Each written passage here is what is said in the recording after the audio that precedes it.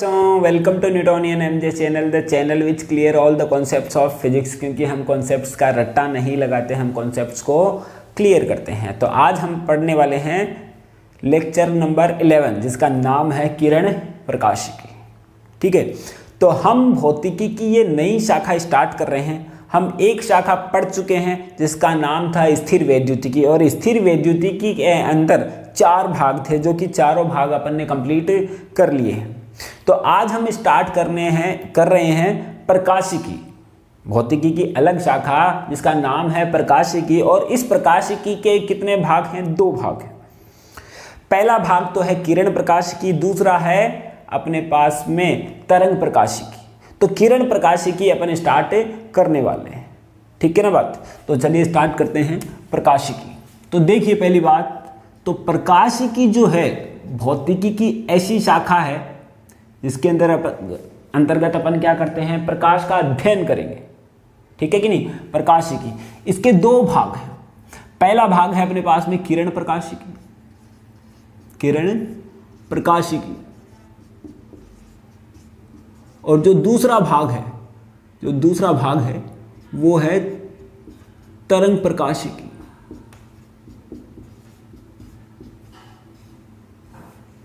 तो हम स्टार्ट कर रहे हैं किरण प्रकाशिकी। तो अब ये जो प्रकाशिकी जो है अपने सिलेबस के अकॉर्डिंग बोर्ड के अंदर, जो आरबीएससी बोर्ड है उसके अंदर 9 मार्क्स कवर करती है, जबकि अपन ने देखा कि स्थिर वैद्युतिकी के जो 4 चैप्टर हैं वो मार्क्स कवर करती हैं 7, जबकि इसके 2 चैप्टर हैं वो 9 मार्क्स कवर करती है। या फिर मैं ऐसा बोलूं कि ये जो मैक्सिमम मार्क्स कवर करती है बोर्ड के अंदर, ठीक है, चाहे सीबीएसई बोर्ड हो चाहे आरबीएससी बोर्ड हो, यानी कि सबसे ज़्यादा बड़ी जो ब्रांच है वो यही है, सबसे ज़्यादा मार्क्स अपने को यही देके जाती है। क्लियर बात। तो यहाँ से अपन स्टार्ट कर रहे हैं किरण प्रकाशिकी। तो पहली बात तो देखो कि किरण प्रकाशिकी के अंदर हम मुख्य क्या चीज़ें पढ़ने वाले हैं। तो सबसे पहले तो अपन इसके अंदर पढ़ेंगे दर्पण के बारे में। दर्पण के बारे में अपन पढ़ते हैं। कांच, दर्पण के बारे में सब जानते हैं, मुझे पता है। कई लोग तो दिन में 100 बार भी देखते हैं। तो दर्पण के बारे में देखना है अपने को, और लेंस के बारे में भी पढ़ना है, ठीक है। और उसके बाद में अपने को पढ़ना है प्रिज्म के बारे में, और उसके बाद में अपने को देखना है प्रकाशिक यंत्र के बारे में, प्रकाशिक यंत्र के बारे में। ये सब चीजें अपन इसके अंदर पढ़ने वाले हैं। ये 4 चीजें अपन मेन इसके अंदर पढ़ेंगे और इसी से संबंधित सारी की सारी चीजें पढ़ेंगे, ठीक है। हम बात करेंगे तरंग प्रकाशिकी की, जो कि अपना अगला लेक्चर होगा, जिसकी अपन बात अगले लेक्चर के अंदर ही करेंगे। अभी तो सिर्फ अपन ने इसका टाइप बताया है। क्लियर बात। तो अपन स्टार्ट करते हैं किरण प्रकाशिकी। तो किरण प्रकाशिकी क्या होता है, यानी कि इस प्रकाशिकी के अंदर प्रकाश को किरण मानकर सारी की सारी चीजें सॉल्व की जाती है, ठीक है। इसके अंदर क्या करेंगे, प्रकाशिकी का मतलब क्या कहा गया कि जो प्रकाश है उसको तरंग मानकर सारी की सारी चीजें सॉल्व की गई है, ठीक है। यानी कि पहले बहुत ज्यादा दिक्कत हुआ करती थी कि प्रकाश एक प्रकार की तरंग है या फिर एक प्रकार की किरण है। तो सबसे पहले जो माना जाता था प्रकाश को, एक प्रकार से माना जाता था कि ये किरण है, क्योंकि किरण जो है छोटे छोटे पार्टिकल से मिलकर बनी होती हैं, और ये पार्टिकल को अपन बहुत ज्यादा देखते हैं, ठीक है। तो प्रकाश को किरण मानकर सॉल्व किया गया था। लेकिन कुछ एक साइंटिस्ट थे जिन्होंने ये पाया कि किरण के अलावा इसका अलग बिहेवियर भी होता है, तरंग के रूप में भी ये होती है। उसके बाद में कुछ चीजें जो हैं तरंग मानकर भी सॉल्व इसकी की गई थी। क्लियर बात, जो कि अपन देखेंगे अगले लेक्चर के अंदर। लेकिन यहाँ पे अपने को क्या देखना है कि प्रकाश को किरण मानकर सारी की सारी चीजों को सॉल्व कर रहा है, ठीक। अब देखते हैं पहले तो किरण क्या होती है। तो सबसे पहले तो ये बात देखो कि किरण क्या है, मतलब छोटे छोटे पार्टिकल्स मिलकर जब एक रेखा पर गमन करते हैं, तो ये जो बनी हुई रेखा है, छोटे छोटे पार्टिकल्स की ये जो रेखा है, यही क्या कहलाती है, किरण कहलाती है। क्लियर है बात। तो ये किरण कहलाती है। तो अब बात कर रहे हैं अपन प्रकाश के बारे में। तो सबसे पहले बात कर रहे हैं अपन, सबसे पहला जो टॉपिक है वो है प्रकाश। प्रकाश क्या है? नॉर्मली अपन जानते हैं कि प्रकाश की अगर अपन डेफिनेशन देंगे तो हम ऐसा कहेंगे कि नॉर्मली अगर अपन कह रहे हैं तो प्रकाश एक ऐसी चीज है जिसके द्वारा हमें वस्तुएं दिखाई देती है, या फिर 10th क्लास के अंदर अपन ने पढ़ा होगा प्रकाश ऊर्जा का एक रूप है जिसके द्वारा हमें वस्तुएं दिखाई देती है या फिर जिसके द्वारा हम वस्तुओं को देख पाते हैं, दोनों ही बात ठीक है।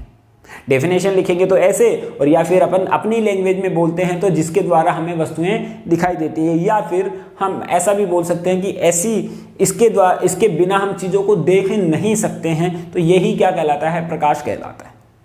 क्लियर बात। अब अलग थोड़ी सी डेफिनेशन इसकी बताएंगे अपन, जो कि फिजिक्स के अकॉर्डिंग जो मुख्य जो डेफिनेशन है वो क्या होनी चाहिए इसकी।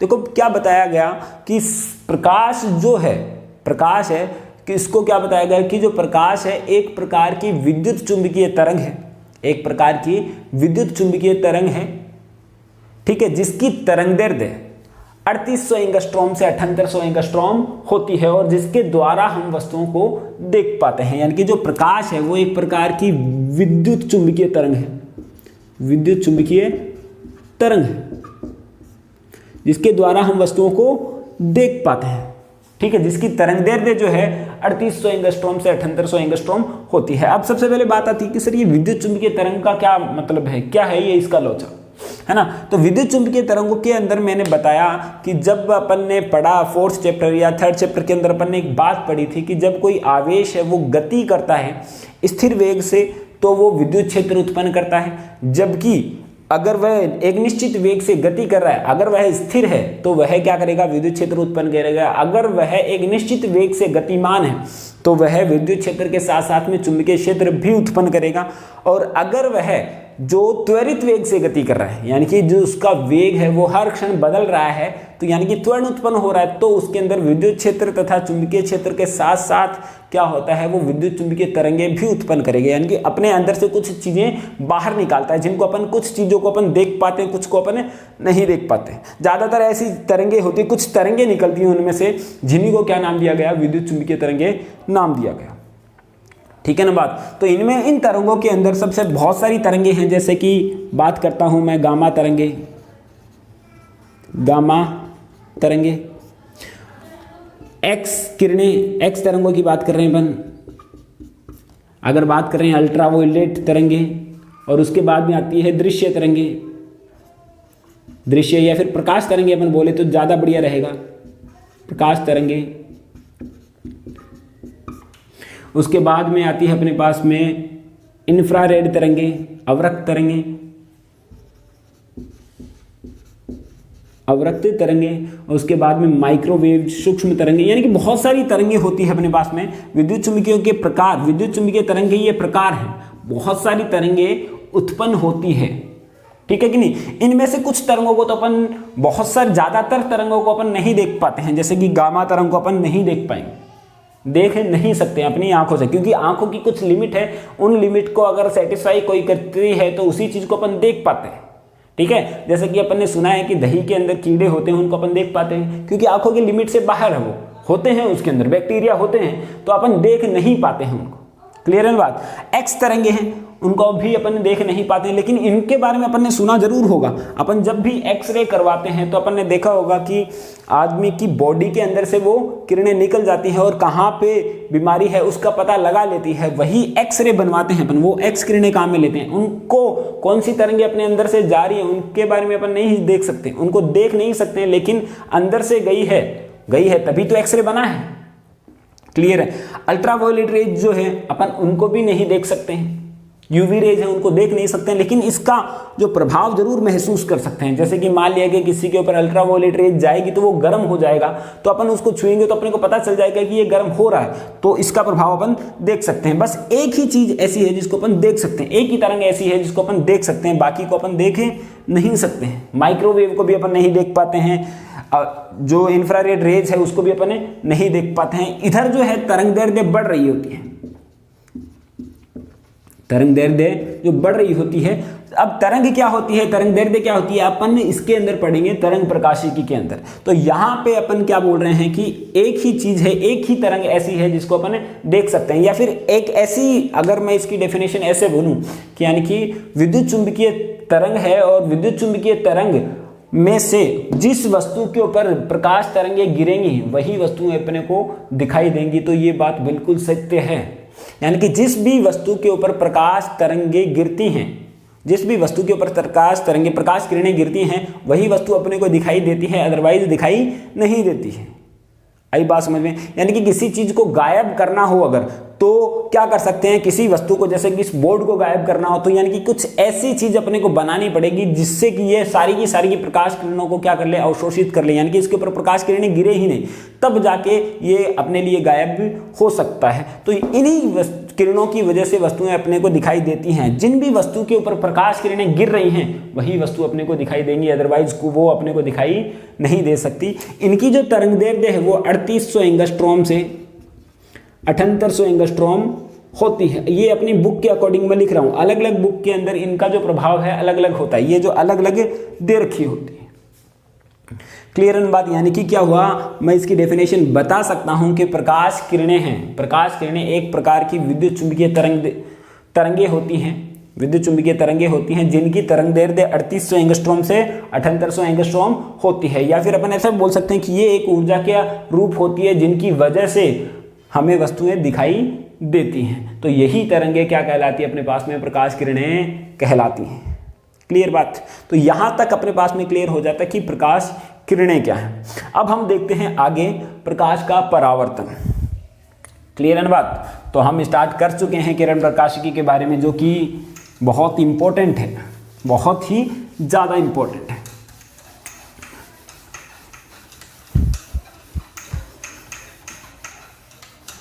अब देखते हैं प्रकाश का परावर्तन।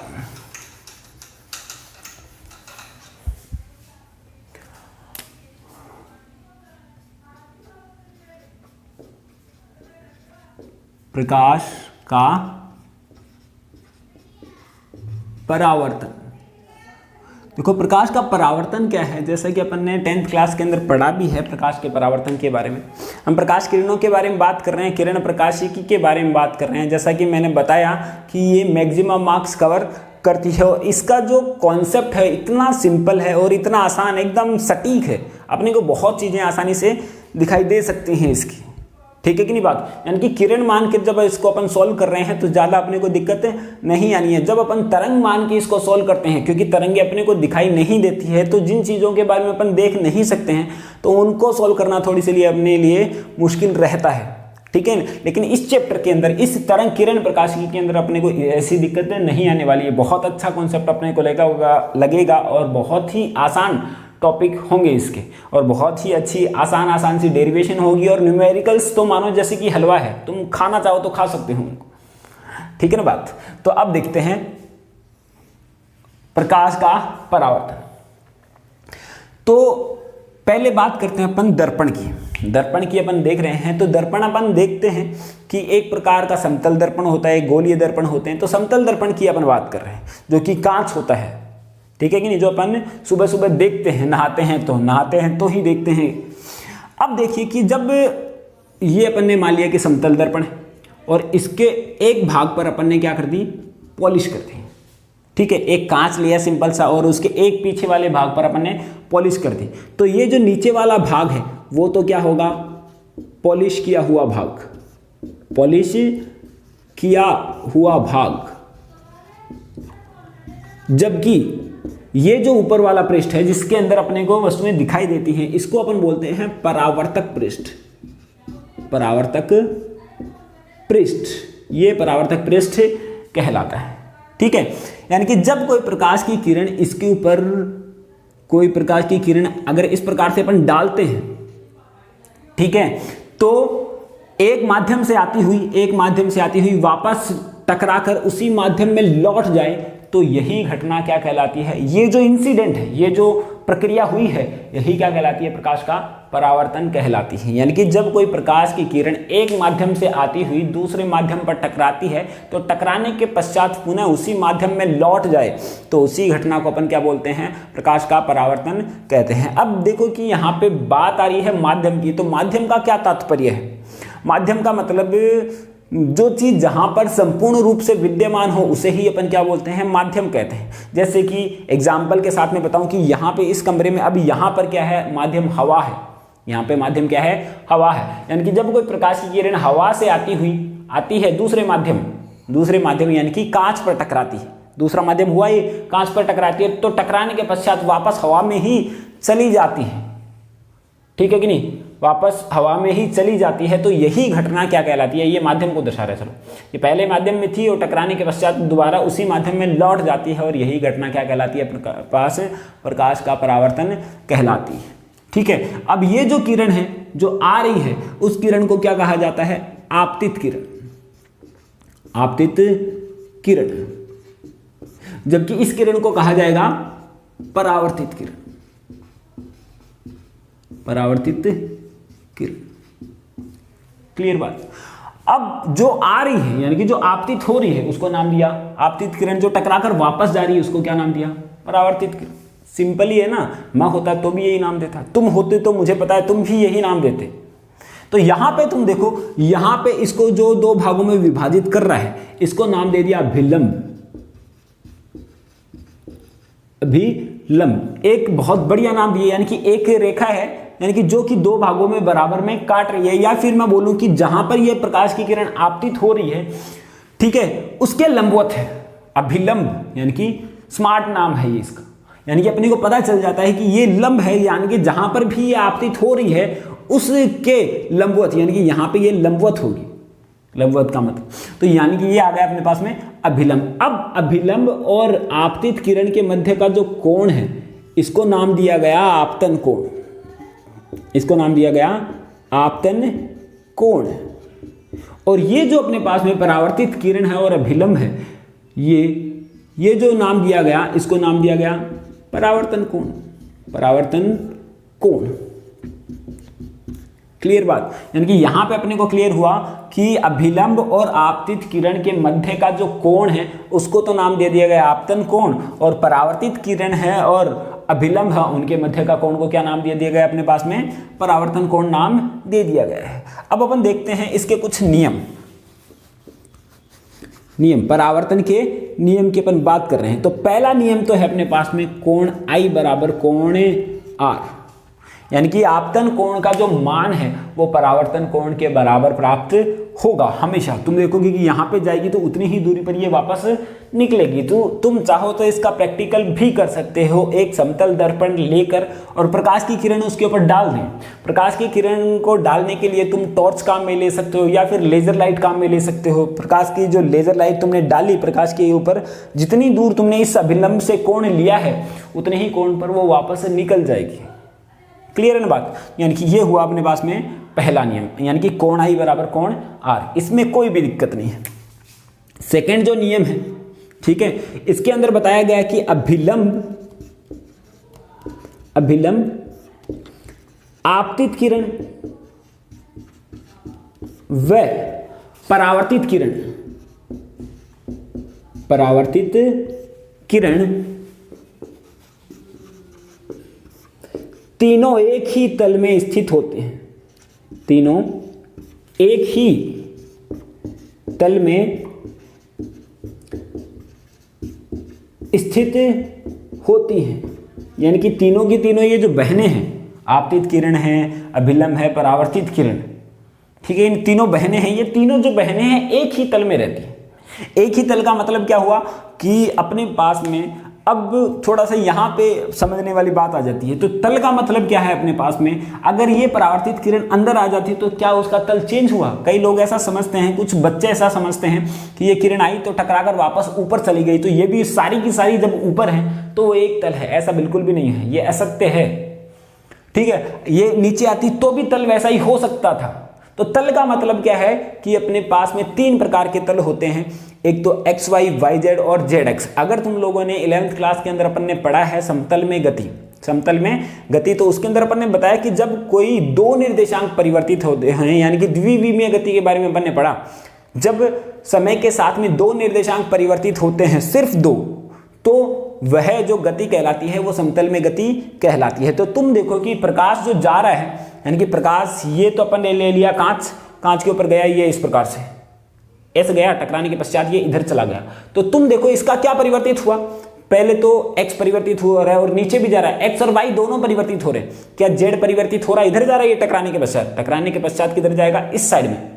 ये ऐसे गया, आपतित हुआ और टकराने के पश्चात ऐसे ये निकल गया, यानी कि x और y ही हमेशा बदल रहे हैं, x और y ही हमेशा बदल रहे हैं। तो ये किरण भी xy तल में है और ये ऐसे है और ये ऐसे है, यानी कि इस तीनों की तीनों जो किरणें हैं xy तल में है, यानी कि इनका तल क्या है, समान है।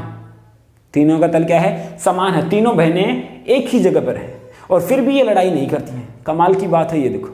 ठीक है, ऐसे ही अगर ये प्रकाश की किरण जैसे कि मान लिया कि ये दर्पण मान लिया मैं ऐसे आपतित करता है, तुम्हारे पास ये कांच है तो ऐसे आपतित करता है, तो ये प्रकाश की किरण जाएगी ऐसे, टकराने के पश्चात इस प्रकार से आगे की ओर निकल जाएगी। तो अब तुम देखो क्या चेंज हो रहा है अपने पास में, एक तो ये चीज चेंज हो रही है और एक ये चेंज हो रहा है, यानी कि एक्स जेड तल में है ये किरणें। अब कौन से तल में है, एक्स जेड। तो हमेशा जो प्रकाश की किरणें हैं या तो एक्स वाई तल में होंगी या फिर वाई जेड में होंगी या फिर जेड एक्स में होंगी। तो यही दूसरा नियम है, अभिलंब, आपतित किरण व परावर्तित किरण तीनों एक ही तल में स्थित हैं। ठीक है, तुम चाहो तो लिख सकते हो कि फिर भी ये लड़ाई नहीं करती है, जो कि एक जोक है।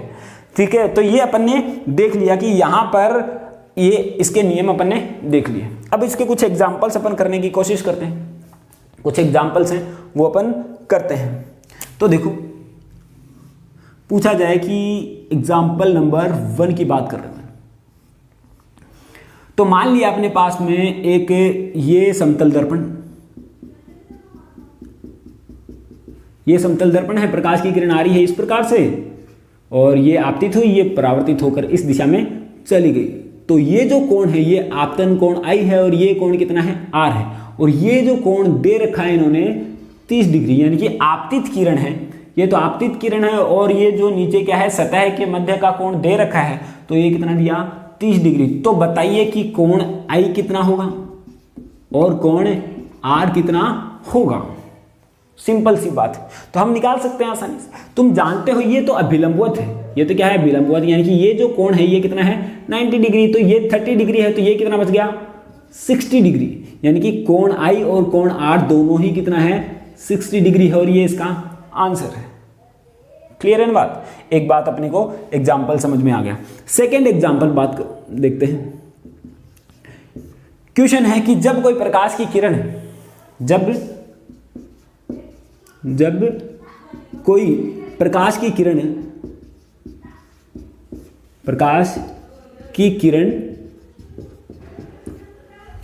समतल दर्पण के अभिलंबवत आपतित होती है, समतल दर्पण के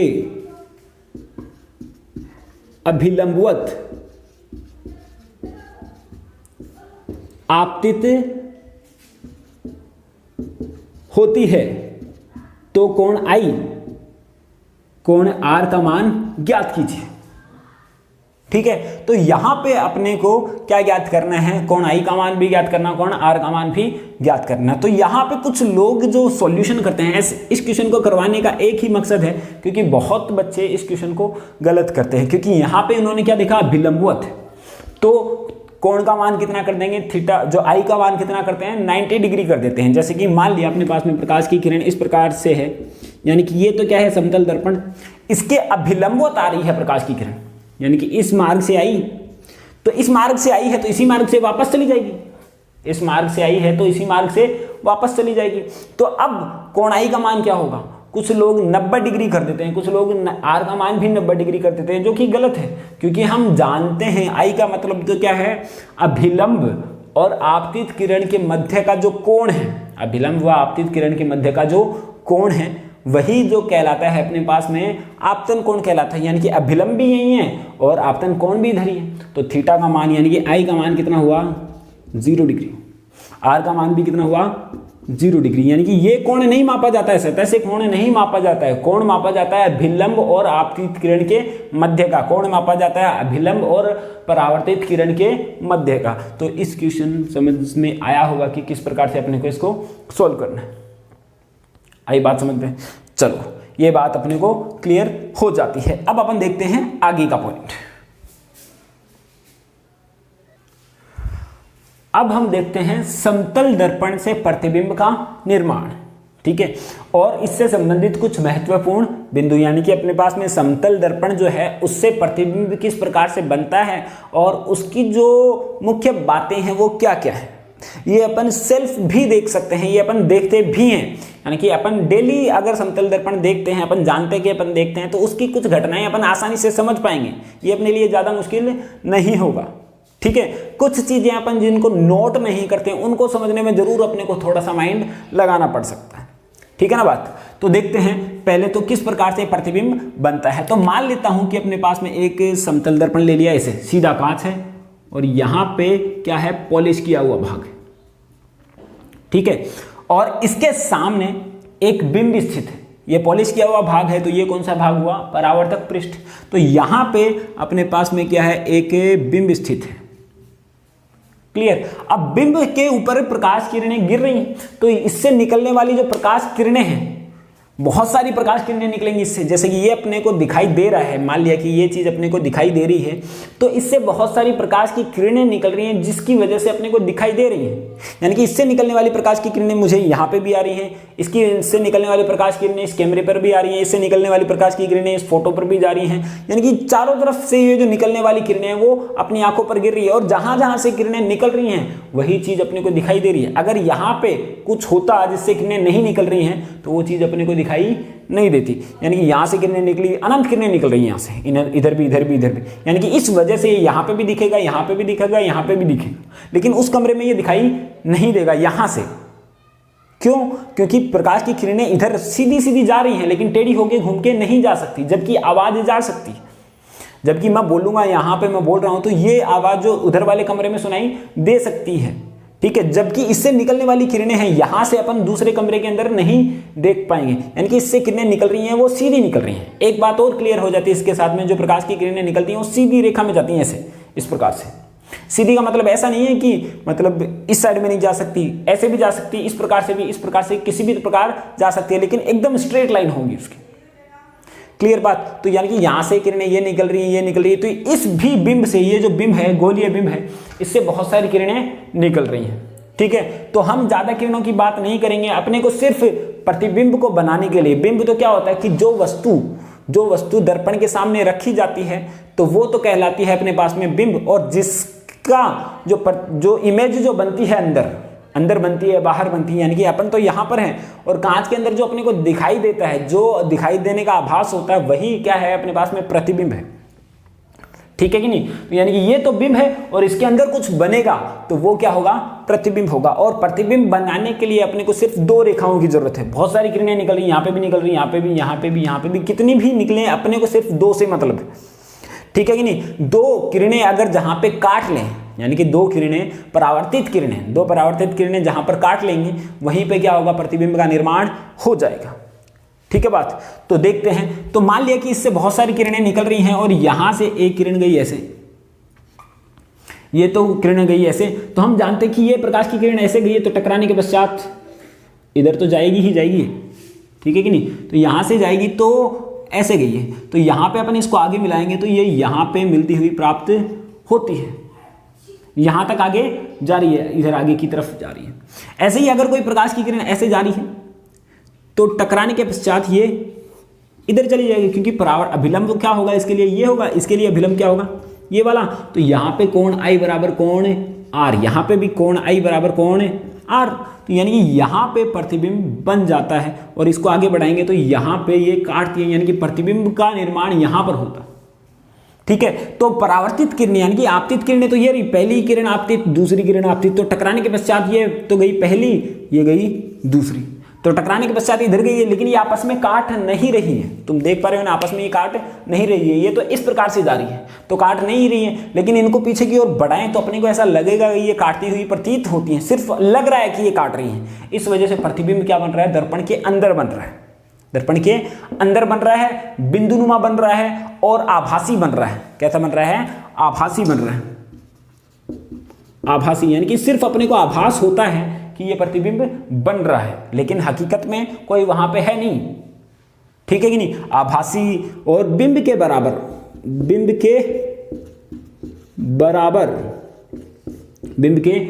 बनेगा। जितना बड़ा बिंब होगा उतना ही बड़ा क्या बनेगा, प्रतिबिंब भी बनेगा। और दर्पण के अंदर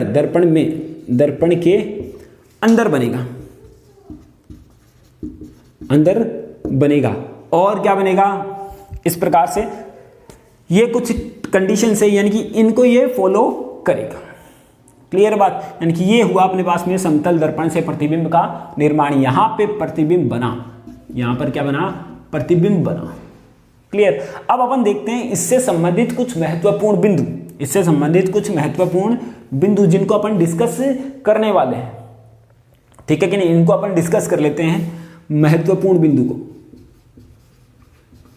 महत्वपूर्ण बिंदु जिनके बारे में अपन कुछ चीजें तो जानते हैं, कुछ नहीं जानते हैं, वो आज जान लेंगे। ठीक है? तो पहला बिंदु तो अगर यही आता है कि जो समतल दर्पण है वो बिंब का आभासी प्रतिबिंब बनाता है, बिंब के बराबर बनाता है, दर्पण के अंदर प्रतिबिंब बनाता है। क्लियर बात? पहला पॉइंट क्लियर। दूसरा पॉइंट है कि ये जो अपने पास में समतल दर्पण है, जैसे कि मान लेता हूं कि यहां पे समतल दर्पण है और यहां पर मैं हूं और मैंने ये रेज हाथ को ऊपर किया, तो वो इस साइड में ऐसे है, वो क्या करेगा? ये हाथ रेज ऊपर करेगा, यानी कि इसके सीध वाला। यानी कि ये तो क्या करता है, समतल दर्पण जो प्रतिबिंब तो बनाता है, लेकिन ये लेफ्ट को तो राइट शो करेगा और राइट को लेफ्ट शो करेगा।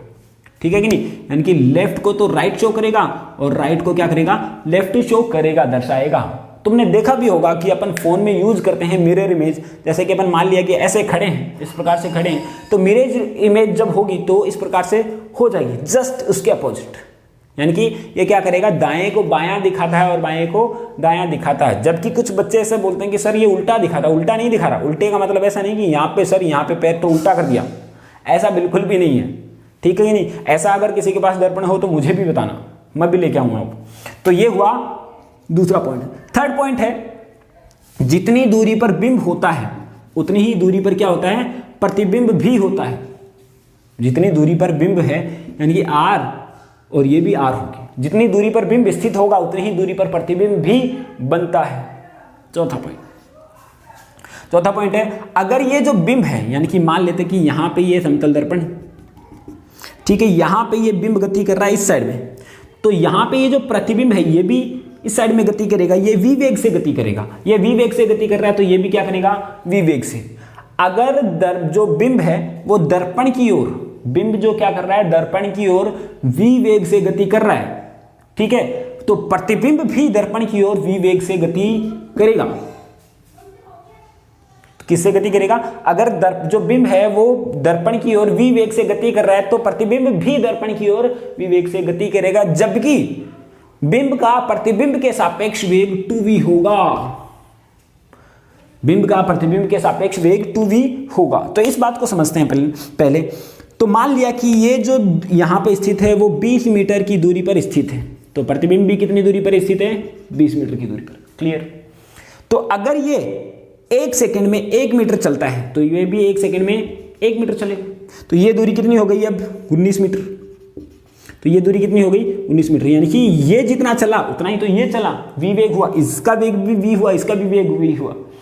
अब तुम देखो, लेकिन दोनों के मध्य की दूरी, यानी कि इसके सापेक्ष इसकी बीच की दूरी कितनी हो गई? 2 कम हो गई। पहले तो दोनों के बीच की दूरी कितनी थी? 40 थी। स्पीड 1 मीटर पर सेकंड ही है, लेकिन फिर भी दोनों के बीच की दूरी कितनी हो गई? 38 हो गई। तो दोनों का जो सापेक्षिक वेग है, एक तो ये v वेग से गति कर रहा है, दूसरा v वेग से इधर गति कर रहा है, तो वेग कितना हुआ? 2v हो गया। सापेक्ष गति के बारे में अपन जानते हैं। अरे मान लिया कि एक गाड़ी 60 की स्पीड से इधर जा रही है, दूसरी गाड़ी 30 की स्पीड से जा रही है, तो दोनों के पास आने की स्पीड क्या है? 90 किलोमीटर पर सेकंड, है ना? चल रही है 60 की स्पीड से, ये 30 की स्पीड से, लेकिन दोनों पास में किस स्पीड से आ रहे हैं? 90 किलोमीटर पर सेकंड की स्पीड से, यानी कि दोनों जुड़ गए। यानी कि यहाँ पे ये v जा रहा है, यहाँ पे भी v आ रहा है, तो दोनों का जो सापेक्षिक वेग होगा वो कितना होगा? 2v होगा। क्लियर बात? चलो अब देखते हैं पांचवा पॉइंट के अंदर अपन देख रहे हैं कि अगर जो बिंब है, यानी कि अपन क्या कर रहे हैं, अगर अपने पास में बिंब है, बिंब जो प्रतिबिंब बना रहा है, वो जो दर्पण है वो प्रतिबिंब बना रहा है, वो बिंब के बराबर बना रहा है, ये बात अपन जानते हैं, ठीक है ना? लेकिन अगर क्या हो कि अगर मान लिया कि अपने पास में समतल दर्पण है, अपने पास में समतल दर्पण है, समतल दर्पण के सामने किसी व्यक्ति को क्या करना पड़े कि अपने को पूरा आकार देखना है। जैसे कि ये मान लिया कि ये इसके पैर है, यहाँ पर जूते हैं, यहाँ पे इसके जूते हैं, यहाँ पे उसने टोपी भी लगा रखी है, कैसे बनाऊं टोपी, ये रही मान ली टोपी है, ठीक है, बंदूक लगा रखी है ऊपर। तो वो क्या चाहता है कि अपना जो पूरा इमेज है इस दर्पण के अंदर देखना चाहता है, यानी कि एक समतल कांच लेके आता है और वो नई टोपी और नए जूते लेके आता है, वो देखना चाहता है कि मेरा पूरा का पूरा प्रतिबिंब कहाँ पे दिखे, इस कांच के अंदर दिख जाए। टोपी है जापानी और जो भी है अपने पास में जो जूते हैं पाकिस्तानी मान लो, तो ये दोनों अपने पास में दोनों दिखनी चाहिए उस कांच के अंदर। तो ये बोल रहा है कि मेरे को मिनिमम छोटे से छोटा कांच कितना लेना पड़ेगा ताकि मैं दोनों चीज़ों को देख सकूं। तो इसके लिए अपने को ध्यान रखना है, इसके लिए कितना होता है h/2। इसकी डेरिवेशन भी होती है, अपन उसके बारे में अपन डिस्कस नहीं करेंगे क्योंकि अपने सिलेबस में ज़्यादा नहीं है, ठीक है। यानी कि कोई भी व्यक्ति है 6 फुट का है अगर व्यक्ति, अगर वो पूरी साइज यानी कि पूरा का पूरा वो अपने को कांच में देखना चाहता है, तो कांच का आकार कम से कम खुद को देखना चाह रहा है, वो कोई दूसरा नहीं उसको देखे, जब वो खुद को देखना चाह रहा है तो कांच का आकार कम से कम भी 3 फुट का होना चाहिए। अगर कोई दूसरा देख रहा है उसको तो कितना भी कांच में देख सकता है, इतने से बड़े में भी देख सकता है, इतने से में मुझे क्या देख सकता है, पूरी की पूरी चीज दिखाई दे सकती है वो वाली, लेकिन मैं खुद नहीं दिखाई दे सकता पूरा का पूरा। क्लियर है ना बात, मेरी हाइट का कम से कम आधा ही तो चाहिए ही चाहिए। तो ये बात अपने को ध्यान में रखनी है। अब देखते हैं अगला पॉइंट, छठा। तो छठा पॉइंट है उसके अंदर देखिए कि अगर अपने पास में बोला गया है कि 2 समतल दर्पण है, ठीक है, उसके बीच में क्या रखा गया है, बिंब रखा गया है, तो उसके कितने प्रतिबिंब बनेंगे। अगर ये दोनों दर्पण है वो अनंत लंबाई के, तो तुमने देखा होगा कि अगर अपन नाई की दुकान पे जाते हैं तो दोनों साइड में कांच लगे रहते हैं, उस कंडीशन में ही अपन देख पाते हैं। तो यहाँ पे अपना प्रतिबिंब एक तो इधर बनता है, दूसरा इधर भी बनता है, तीसरा इधर भी बनता है, चौथा इधर, इस प्रकार से बनता जाता है और इतने में कांच खत्म हो जाता है। लेकिन ये अनंत तक होता तो प्रतिबिंब भी कितने बनते, अनंत बनते। यानी कि 2 अनंत लंबाई के जो कांच है उनके बीच में अगर बिंब रखा जाए तो उनके जो है प्रतिबिंब कितने बनेंगे, अनंत बनेंगे, ठीक है। तो ये था आज अपने चैप्टर का इंट्रोडक्शन जिसको अपन ने क्लियर कर लिया है। ये आज का टॉपिक यहीं पे कंप्लीट हो जाता है, ठीक है। आगे अपन गोलीय दर्पणों के बारे में पढ़ेंगे, लेकिन यहाँ तक आप क्या करिए, यहाँ पर आपको नोट्स बनाने हैं जिसका लिंक मैंने डिस्क्रिप्शन के अंदर दे रखा है, टेलीग्राम का लिंक, और वहाँ पे आपको इसके PDF नोट्स मिल जाएंगे, ठीक है। और लाइक और कमेंट करना नहीं भूलें। अगर अपन ज़्यादा से ज़्यादा लाइक और कमेंट करते हैं तो उतनी जल्दी आपके लिए वीडियो प्रोवाइड करने की कोशिश करेंगे। चलो, thank you, have a nice day.